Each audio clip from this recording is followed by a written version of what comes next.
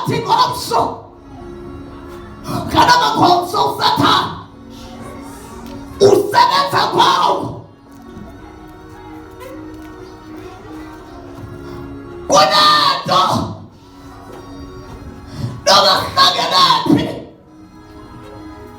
emele sibonakale ekumele siyipropose phezu kwempilo zethu.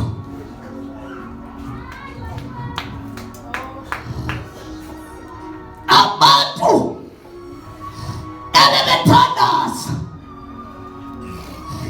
esasingekho thina kabethandaza oNaluphiko sasingekho noNtakungithi sasingekho noNtakuqiniza sasingekho. Abo bantu abo xa bebethandaza Nkosi yami sizawuthandaza Nontamkhulu bethu xa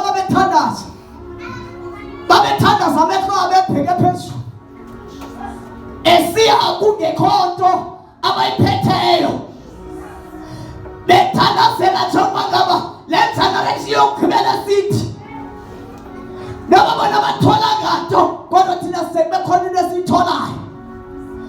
Babejonge phezulu belindele imvula evela phezulu. Yehla imvula yehla koPeter but thina siyi-generation imvula engayijonganga phezulu. Le reservoir eyavalwa ngamaFilisti asinceda kakhulu ngoba ngokasijonganga phezulu sinyathela phezu kwawo siyahamba sivakale phansi kwenyawo zethu. Lo mthombo olithetha ngawo ayingomthombo ovela phezulu but ngumthombo ompompoza uqala ezinyaweni uvela ngaphansi yayigcinelwa kanye loo nto le generation yethu. Now it's our time. Now it's our time. Now it's our time.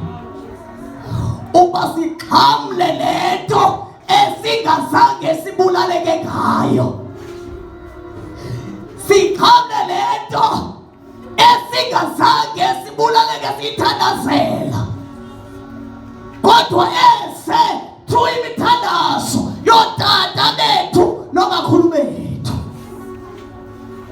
Lento enamandla unlimited. Akwazi ukubapho ekusebena ngasebe. Iyo le shikuyo.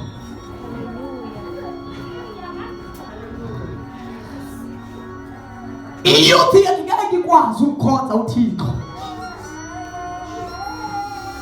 Basema lena youth yashunyayiswa yaqedwa tu.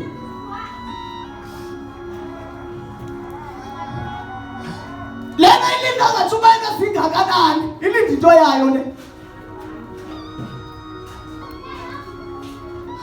Abantu abatsha sabethileka kakhulu ezicaweni.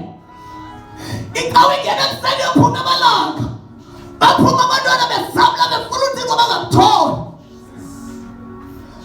Kodwa nothi apha phelile lo xesha sifuna uThixo onamaya khosatha sifuna uThixo sifuna uThixo sifuna uThixo sifuna uThixo. La generation yethu into zawephupho ebekade ihlala iminyaka ihlale phansi kwayo igazi.